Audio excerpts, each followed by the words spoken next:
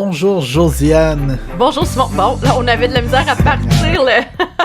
OK. L'intro nous joue des tours. Oui, bonjour Josiane. Bonjour. Qu'est-ce que vous savez pas, tout le monde? C'est que ça fait notre 4e épisode qu'on tourne durant la journée. Alors, c'est là que les problèmes techniques vont commencer. Alors, c'est correct, c'est normal. Pour vrai, ça fait un plaisir de faire cette série sur la crypto-monnaie, sur le monde du blockchain, puis qu'est-ce qui l'entoure. Pour vrai, c'est une série que je rêve de faire depuis des mois. C'est quelque chose qui porte très, très fort dans mon cœur, puis c'est quelque chose qu'on parle beaucoup. Tout le monde dit, j'en ai entendu parler, mais je suis pas trop sûr de comprendre. J'espère que jusqu'à maintenant, cette série vous a éclairé sur le sujet. Si vous avez des questions ou un sujet que vous aimeriez qu'on aille plus dans la spécification, n'hésitez pas à nous laisser savoir en commentaire sur la plateforme où est-ce que vous écoutez le podcast ou sur Instagram, YouTube, Tumult, peu importe où est-ce que vous pouvez faire des commentaires, c'est toujours apprécié, c'est toujours génial. Exactement. Donc, juste pour vous remettre en contexte, le premier épisode portait un peu sur les finances et la crypto, où est-ce que ça va un petit peu... différents échanges, où est-ce qu'on peut acheter de la crypto, comment est-ce qu'on achète de la crypto, et puis les différents types d'échanges centralisés, décentralisés, en très vague survol. Exact. On aurait pu y aller vraiment plus longtemps. Chaque sujet, on pourrait en discuter pendant des heures de temps, littéralement. Exact. On essaie de donner le plus d'informations possible avec le temps qu'on a, parce qu'on veut pas non plus vous endormir, faire un podcast qui dure 4 heures par épisode. Exact. Néanmoins, si c'est ce que vous désirez, je le ferai volontiers. Oui, moi aussi, un épisode de 4 heures, juste pour tester. C'est sûr que c'est beaucoup demandant. Puis, tu sais, je pense que aussi, pour moi, vous... je dis 24 heures. Oui. Un 24 heures. On fait un 24 heures de podcast. Je le ferai, mais sur Twitch. Ben oui, podcast, mais Twitch, genre à... OK, on a en moyenne 500 écoutes par épisode, OK? Oui. C'est la moyenne, OK? Absolument. Donc, moi, je dirais peut-être rendu à 1000 ou 2000 écoutes, ça vaudrait la peine. Fait que partagez avec vos amis et tout. Le deuxième épisode, justement, dans notre série crypto, notre édition crypto, on a parlé de mining, donc comment qu'on va chercher la crypto-monnaie de façon... entre parenthèses physique, mais pas physique. Comment est-ce qu'on va la miner? Comment est-ce qu'on participe au réseau? Qu'on participe à la blockchain d'une manière active avec le proof of work, c'est-à-dire le mining. Et là, on va parler de NFT, qui est un concept un peu, comme je dirais, pas flou. Non-fungible. Oui, c'est ça. Ben, non tangible. C'est un concept mais exactement. C'est ce que le NFT veut dire. C'est ça que le NFT veut dire, mais c'est tangible d'une certaine façon. D'abord, comment que le NFT est apparu, c'est un petit peu avec le réseau Ethereum en partie. En ce moment? Bonjour. T'es où, là? Ah, je lisais un article sur les NFT. OK. Fait que je disais que, justement, tu sais, c'est parti en partie avec le réseau Ethereum. Entre autres, oui, exactement. Parce que ça nous permet de créer des smart contracts, c'est-à-dire de sauvegarder sur la blockchain un droit de propriété à un item qui fait partie de la blockchain. Exact. En gros, tu peux avoir un certificat d'authentification comme telle pièce d'art ou même telle pièce d'immobilier ou tel objet physique ou virtuel t'appartient selon le registre transparent qui est tenu par la blockchain. Mais au départ, dès 2017, quand c'est apparu, ça a été beaucoup de l'art digital. Mm-hmm. Et c'est comme encore les le cas principalement. Oui. La plupart des transactions, justement, sur la NFT, c'est pas des gens qui transigent des objets contractuellement comme des maisons, des terrains, des autos, des bateaux. Il y en a un peu, ça commence, mais plus souvent qu'autrement, c'est de l'art virtuel. Exact. Et cet art virtuel-là, tranquillement, pas vite, est en train justement de se déplacer vers autre chose, comme authentifier des collections, authentifier des choses, faire des partenariats entre créateurs de contenu numérique et marques. Si on prend par exemple Star Trek, qui a des Mr. Spock genre virtuels justement en NFT. Absolument, oui. Tu sais, il y a Hot Wheels qui a lancé ses NFT et objets comme Burberry et Nike qui justement se sont appropriés des NFT Disney, pour... Disney, ils viennent de lancer une grosse collection, une première grosse collection avec, je crois, Vivi. En tout cas, bref. C'est gros. Je ramènerai le lien exact dans pas très long. OK, parfait. Vivi. VEVE. Vivi, peut-être, en tout cas, Ouais, bref. c'est un marché des NFT qui a l'exclusivité pour les NFT de Marvel, Disney, Ghostbusters, entre autres, et plusieurs autres. Donc, tu sais, il y a tout ça, justement, à prendre en compte que c'est un marché qui commence à être plus gros. Et au départ, pour l'expliquer de façon simple, parce que là... J'aimerais faire une parenthèse dessus.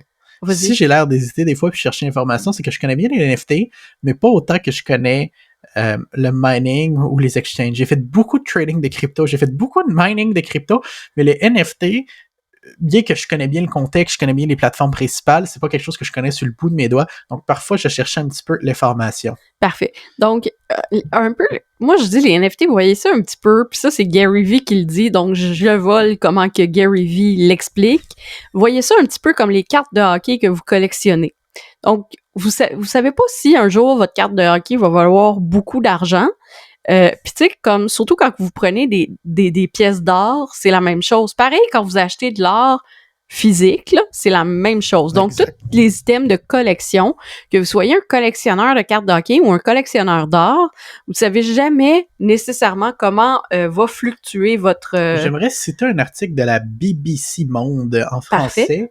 qui explique bien qu'est-ce qu'un NFT. Ça Super. va bien mettre en bouche cet épisode. Exact. Le NFT, c'est l'abréviation pour Non-Fungible Token. En français, un jeton non fongible. En économie, un actif fongible est quelque chose dont les unités peuvent être facilement échangées comme de l'argent. Avec de l'argent, vous pouvez échanger un billet de 10$ contre 2 billets de 5$. Il y aura la même valeur. En revanche, si un bien est non fongible, c'est impossible.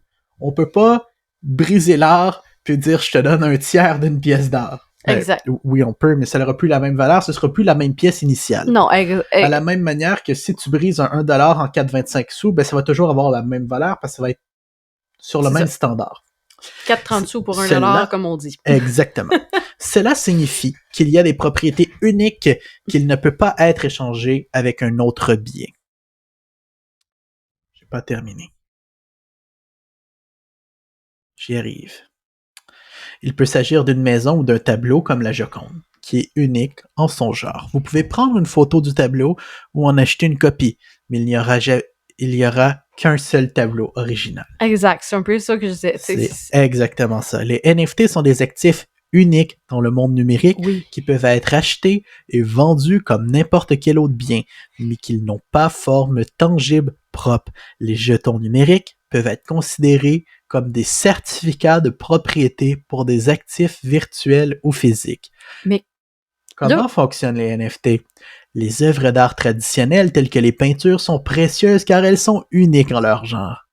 Mais les fichiers numériques peuvent être facilement et indéfiniment dupliqués, non d'un petit père. Mais avec les NFT, les œuvres d'art peuvent être tokenisées pour créer un certificat numérique de propriété qui peut être acheté et vendu. Comme pour les crypto-monnaies, un registre indiquant qui possède quoi est stocké sur un grand livre qu'on appelle la blockchain. Les enregistrements ne peuvent pas être falsifiés car ce grand livre est tenu par des milliers d'ordinateurs partout dans le monde.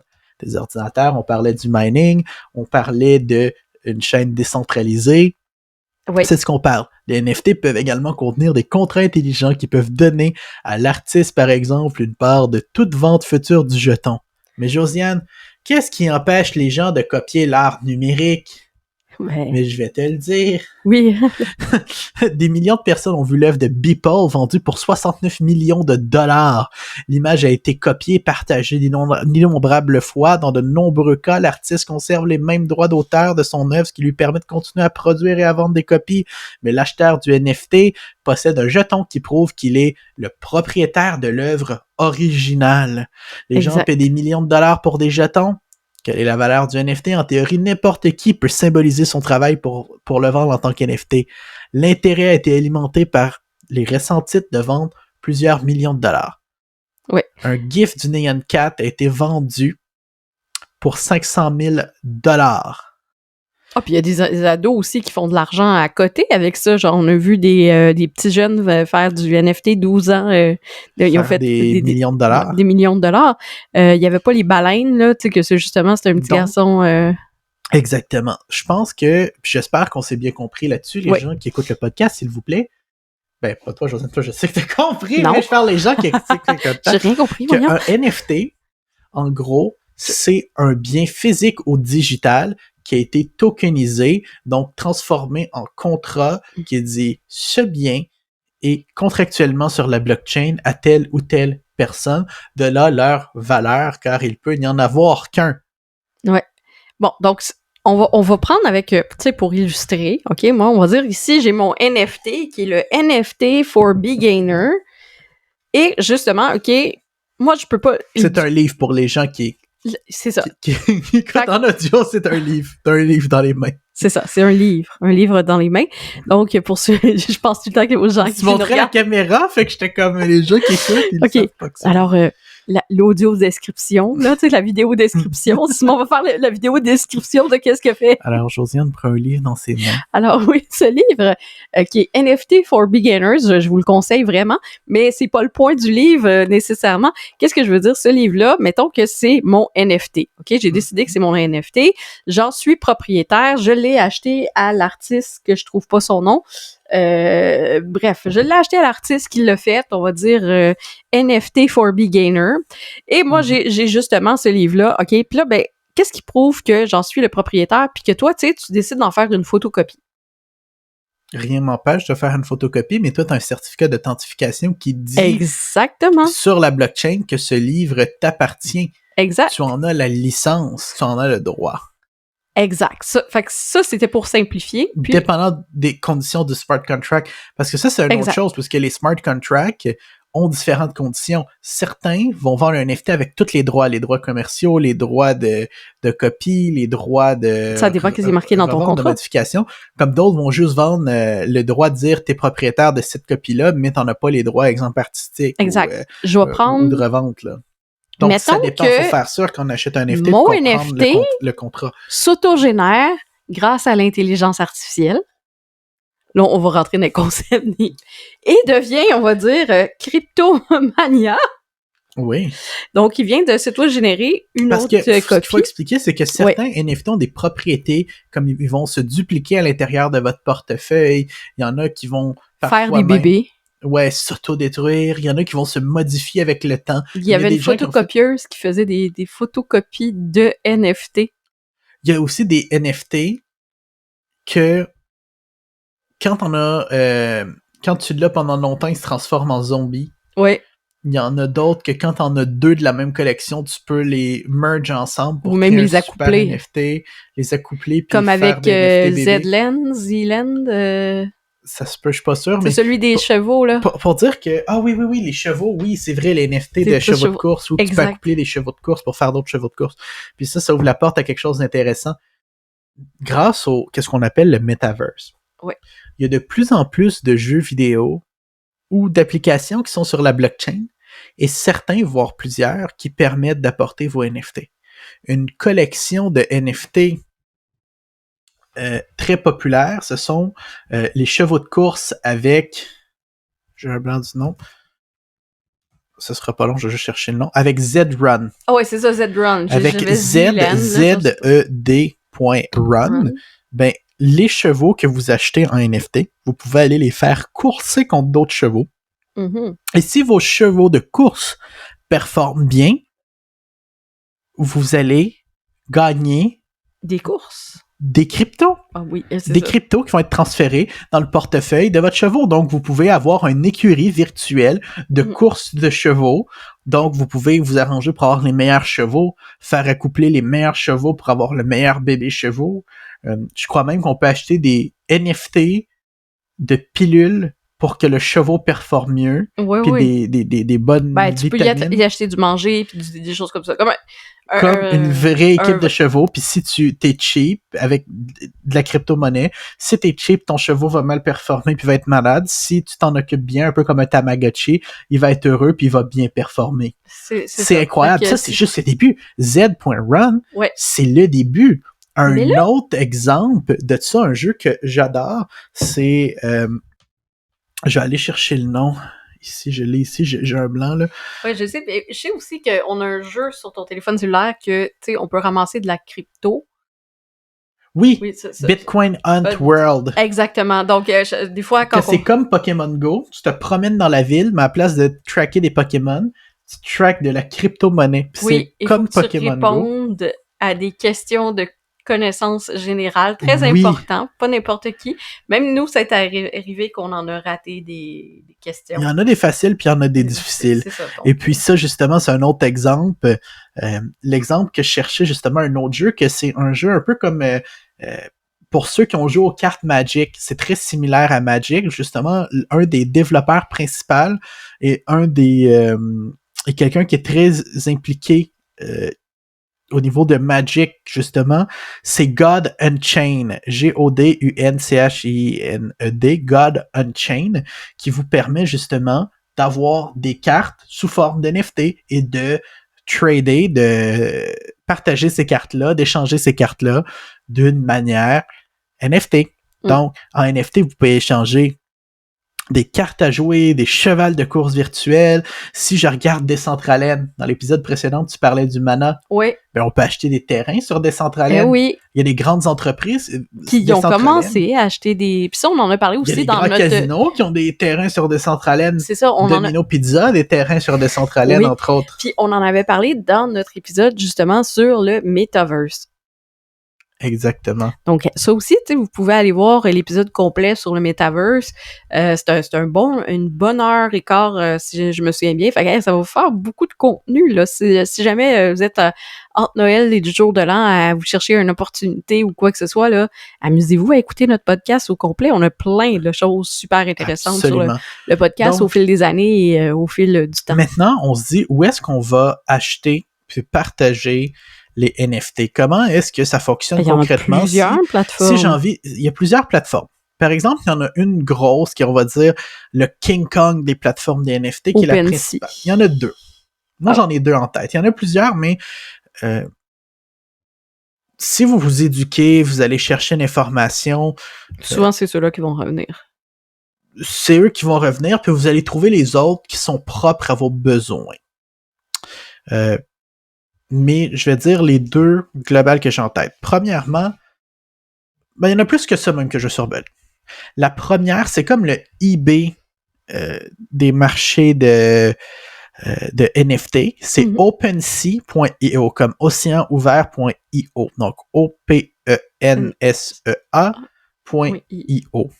Et puis sur OpenSea.io, vous pouvez trouver des collections d'NFT, que ce soit pour Z-Run, que ce des cartes de God Unchained, que ce soit les cryptos les plus populaires comme le Bored Ape Yacht Club ou les CryptoPunk, vous allez les trouver sur OpenSea.io. OpenSea fonctionne sur le réseau Ethereum, donc les transactions se font en Ethereum. Exact. Prenez ça en compte, c'est très important. Puis une des raisons pourquoi je vous dis c'est très important de le prendre en compte, c'est que, étant donné que les transactions se font en Ethereum, les frais de transaction d'Ethereum sont assez chers. Donc, prenez ça en compte. En ce moment, parce que le réseau Ethereum est très sollicité, le réseau Ethereum est très en demande, donc les frais de transaction peuvent aller pour une transaction de $100 facilement de 25 à 30 $. Donc, si vous êtes pour faire une transaction en Ethereum, faites sûr d'avoir sur votre portefeuille assez de fonds pour couvrir les frais de transaction. Néanmoins, on a parlé d'Ethereum 2.0, qui va passer de Proof of Work à Proof of Stake, et ça va régler le problème. Mais pour le moment, en novembre 2021, au moment où on fait ce podcast-là, les frais d'Ethereum sont très chers. Oui, puis probablement qu'en décembre, ça risque d'être ça aussi. Oui. D'après moi, ça va changer mi-2022. Oui. Mi-2022, ça va changer. Encore là, ne vous faites pas arrêter de le faire à cause des frais, mais c'est juste quelque chose qu'il faut prendre en compte. Donc, OpenSea.io, vous pouvez aller voir toutes les différentes pièces d'art, les différentes collections. Les plus populaires, justement, c'est les premières qui me viennent en tête que je vous invite à aller voir, c'est justement Bored Ape Yacht Club, donc le yacht club des singes qui s'ennuient. Oui, c'est comme des petits singes super cute en pixels, tu sais. Puis en ce moment, ça, tous les gros artistes du monde, genre Post Malone vient d'en acheter quelques-uns, je sais que Mr. Beast en a de ça, Logan Paul en a de ça, je sais qu'il y a beaucoup de gros noms qui en ont, parce que ça donne accès à des parties à Miami puis LA super exclusifs quand t'es propriétaire d'eux, parce que certains NFT qui donnent des avantages dans la vie réelle aussi. Exact. Comme une carte de membre VIP pour certains magasins ou pour certains clubs sociaux ou même des clubs dans des aéroports, des lounges. Exact. Puis il y a aussi, tu sais, le NFT va aussi servir éventuellement, tu sais, comme on le voit avec Nike, on le voit avec Burberry et je pense que c'est Balenciaga aussi qui voulait faire un NFT qui prouve que tes vêtements, fait que ça va avoir aussi une fonctionnalité dans la vie réelle, pas juste dans le virtuel. Ils vont dire, exemple, t'achètes une paire de souliers Nike, ils vont dire rentre ce code-là sur tel site web, fasse le transfert du certificat d'authentification de ces souliers-là, ça prouve que ces souliers-là n'est pas une réplique, c'est des vrais. Exact. Et puis quand tu vas vendre ces souliers-là à quelqu'un d'autre, ben tu vas transférer le certificat d'authentification à l'autre personne en NFT. Exactement. Pour prouver que c'est des vrais et non une copie. C'est assez cool. Ou même, tu sais, juste à penser, je sais qu'en France, j'ai oublié c'est quoi le nom, mais il y a une compagnie que, tu sais, justement, les testaments encryptés sur la blockchain et le NFT. Donc, tu sais, pour pouvoir passer tout ça, et seuls les enfants vont pouvoir avoir le code. En tout cas, c'est assez... c'est assez impressionnant tout ce qui est en train de se développer au niveau de la blockchain, du NFT et puis du metaverse. Et du metaverse totalement, parce que là c'est là qu'on va rentrer aussi dans le metaverse avec Mark Zuckerberg qui a annoncé ça probablement, puis même à ça genre je le vois aussi parce que je suis en train de tester des choses avec Facebook que je peux pas nécessairement tout parler qu'est-ce qu'on teste avec Facebook, mais je peux dire que... Ils sont sérieux à propos du metaverse puis créer un univers virtuel dans lequel on vit à l'intérieur. C'est la seule chose que je peux dire pour le moment. Ils sont très, très sérieux. Donc, OpenSea.io, c'était une plateforme. C'est une plateforme sur Ethereum. Les frais sont chers. L'autre plateforme, très intéressante, qui ont leur propre coin de maison. Mais surtout, je ne sais pas comment ils ont fait, mais ils ont plein de licences. Mais de licences, justement, Ghostbusters, Marvel, Disney, il y a les Simpsons là-dessus, vraiment des grosses collections d'NFT en quantité très limitée. C'est veve.me. Vivi. veve.me. Ok, tu sais commencer. veve.me. Vous comprenez. Vivi.me. Vivi.me. Je sais, mais c'est ce que je me dis, je m'exprime en français ou en anglais? Ben, non, mais vas-y. OK, on va faire une règle, OK, sur le podcast, OK, à partir de maintenant. Quand que le terme est en anglais, mais qu'il n'y a pas vraiment de traduction... Parce que les salopards de la langue française, ils vont me donner de la merde. Non, mais on est rendu en France, là, on s'en fout, genre. OK, je nique vos mères. OK, on balaie le Québec, là. OK.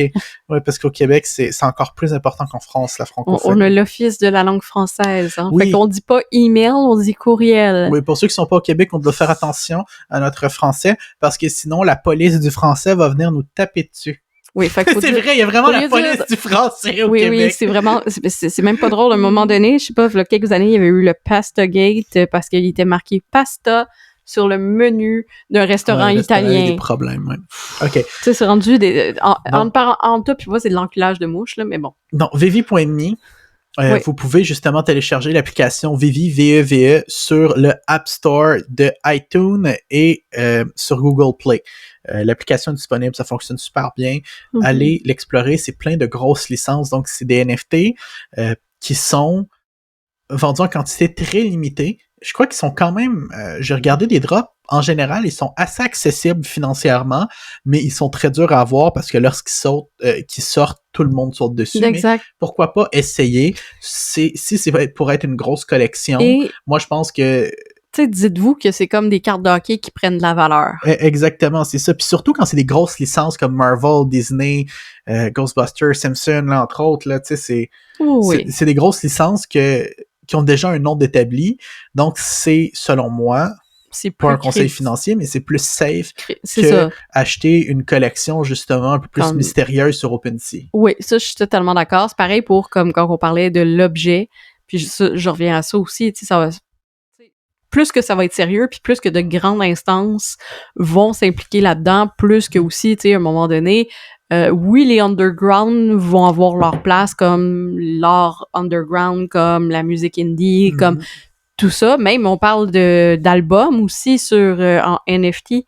Oui. J'ai vu sur Blockchain Yeti tantôt un qui passait, mais même Gary Vee dit de vraiment là, c'est l'avenir de la musique, fait qu'on va conseiller à Coffee d'aller sur un album NFT. Absolument. Mais absolument. Tu sais, fait que c'est tout ça, tu sais, puis ça peut évoluer, puis tout. Puis tu sais, on en avait parlé aussi comme Metaverse, la musique, les salles de concert, ça s'en va vers ça aussi, là. Oui. Totalement. Puis, d'autres marchés NFT, si c'est quelque chose qui vous intéresse à explorer, c'est les marchés NFT des exchanges. Dans le premier épisode de cette série, j'avais parlé des différents exchanges comme Crypto.com, Binance, KuCoin. Ben, ces échanges-là ont maintenant leur propre marché d'NFT. Mm-hmm. Par exemple, étant donné que c'est des entités centralisées, que c'est des entreprises justement, ben ils vont seulement faire la promotion de certaines collections avec lesquelles ils sont en partenariat. Tandis qu'un site comme OpenSea.io, comme océanouvert.io, Ouais. OpenSea.io, vous allez avoir des NFT de tout et tout le monde. Encore là, je dois faire un sérieux disclaimer.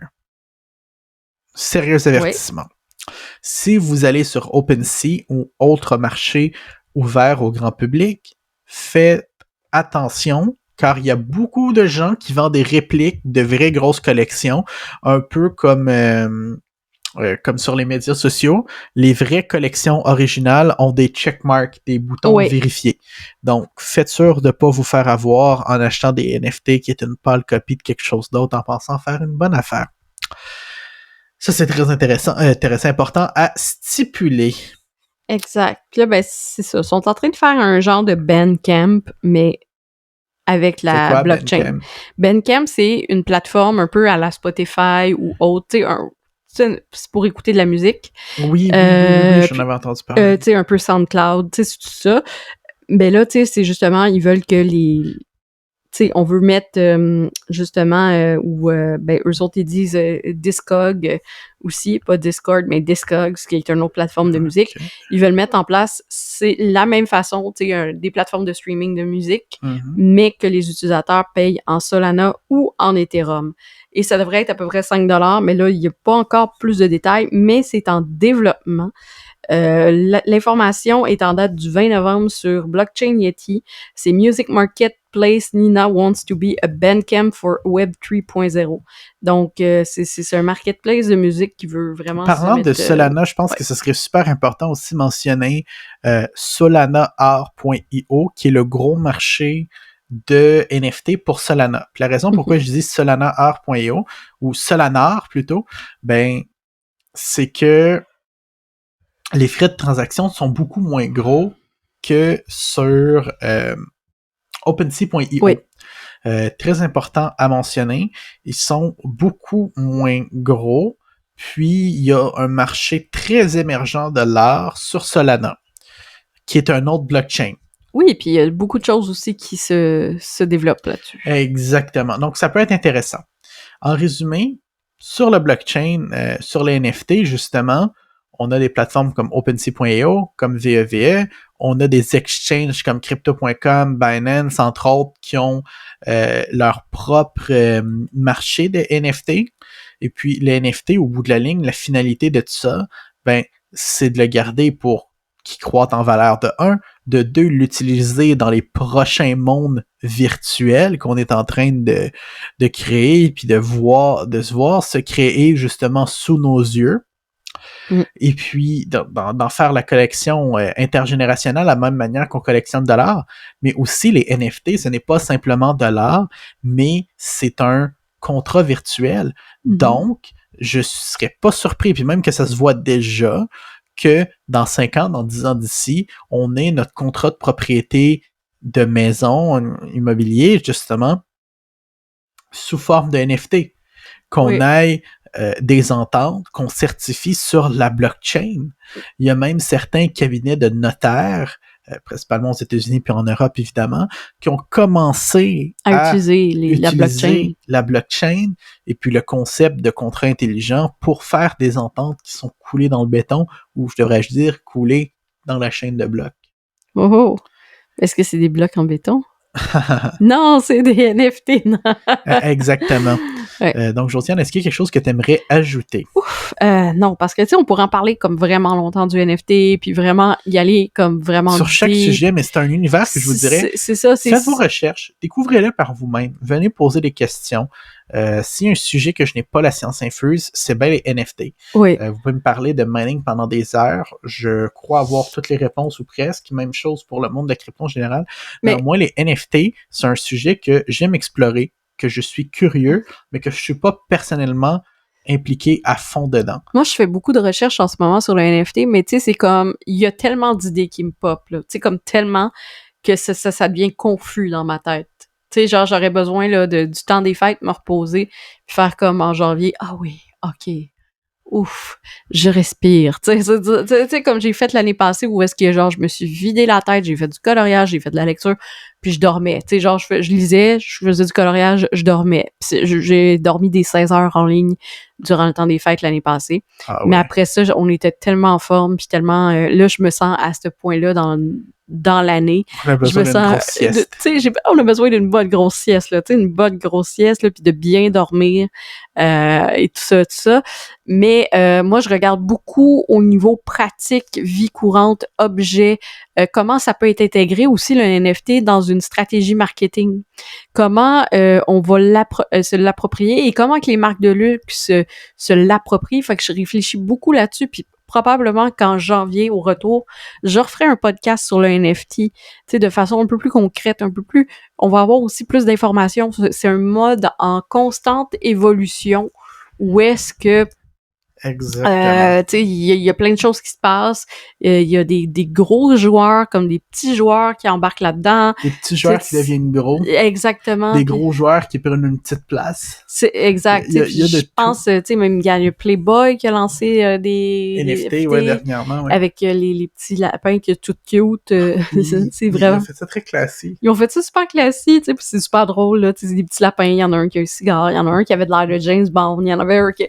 Il y en avait peut-être au-dessus de 1000, hein, quelque chose comme ça, puis c'est tout il y en avait 10 000. Auto-généré par de l'intelligence artificielle. Ça aussi, c'est un gros sujet qu'on pourrait parler. Mais la plupart des collections d'NFT, comment ça fonctionne là, dans les collections d'NFT mainstream, c'est que ils vont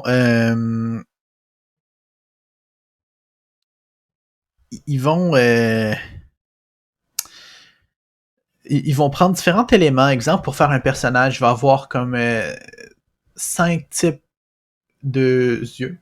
Oui, 5 types d'yeux. De yeux. De yeux. 5 types de yeux. Okay, 6 types de cheveux. 7 types de bouche, 8 types de nez. Et puis on va dire une dizaine d'accessoires. Une dizaine d'accessoires, puis une dizaine de backgrounds différents. Puis ça va être randomisé pour créer 10 000 NFT avec des attributs différents. Puis, selon la rareté de leur attribut, qu'est-ce que le personnage a l'air et tout, ça peut faire varier la valeur. C'est pas toutes les NFT qui sont faits comme ça, mais il y a beaucoup d'NFT qui sont justement randomisés, faits d'une manière random comme avec ça. Avec un algorithme. À travers justement là, un mint initial. Ça, c'est quelque chose, justement, si vous regardez des collections d'NFT, puis vous faites, hey, toute cette collection-là se ressemble, mais la plupart du temps, c'est que ça va être, oui, des gens qui ont fait manuellement les différents éléments, mais en réalité, ça va être c'est un robot. Un robot qu'il va les avoir modifiés ensemble, ce qui crée justement un genre de hasard, puis une genre de loterie parmi ceux qui participent au drop initial, qui rend justement certains plus uniques que d'autres, mais d'une manière complètement décentralisée puis déshumanisée. Ou est-ce que c'est pas quelqu'un que je choisis parce que t'es mon ami, je vais t'en faire un plus rare, mais plutôt parce que le système a décidé que lui était plus rare. Exact. Donc, merci d'avoir été avec nous. Puis c'est ça. Si vous avez des questions sur le NFT, comme je dis, je pense qu'on devrait refaire en janvier un autre ça podcast. bouge beaucoup. Ça bouge beaucoup. Peut-être qu'en janvier, début janvier, quand on va revenir de vacances. Je pense que ça serait vraiment cool de faire de cette série-là un panel avec des experts en mining, des experts en NFT, des experts en trading, puis que tout le monde discute chacun de son expertise l'un à l'autre. Un genre de talk show avec plusieurs invités sur le sujet. T'en penses quoi? Non, j'en suis totalement d'accord. Donc, si jamais vous voulez venir vous joindre à la discussion, laissez-nous le savoir. Ça nous ferait le plus grand des plaisirs. On adore vous recevoir. Si vous avez un sujet intéressant que vous aimeriez parler sur le podcast, que ce soit par rapport aux crypto, au monde de l'entrepreneuriat, le marketing, les technologies, peu importe, ça nous intéresse. Exact. Puis, ben, c'est ça. Comme je disais, le NFT, c'est parce c'est tout un monde. C'est un monde nouveau et ça bouge énormément, mais il y a des choses qui vont pouvoir s'appliquer justement dans la vie courante. Ben, absolument. Le NFT est en train de prendre une réelle place dans la vie courante, mais quand je dis une réelle place, je dis une réelle de chez réelle place. Ce n'est plus juste justement une rumeur ou un système mystérieux. C'est un système qui fonctionne, puis surtout qui va être qui est utilisé en ce moment même par plusieurs grandes instances, que ce soit gouvernementales, privées, de différentes manières. Donc, c'est fantastique. Oui. Encore là, on pourra en parler pendant tellement plus longtemps, mais pour ça, je ne vais pas aller trop profondément dans des trucs qui sont incertains ou qui vont changer dans un futur très proche. Donc, je pense qu'on devrait clore pour ce podcast spécifiquement sur le NFT. Néanmoins, si vous aimeriez être sur le podcast, mettre votre grain de sel sur le sujet, vous êtes les bienvenus. Merci d'avoir écouté cet épisode du podcast Wi-Fi Café Ambition spécial crypto. Non, c'est édition crypto.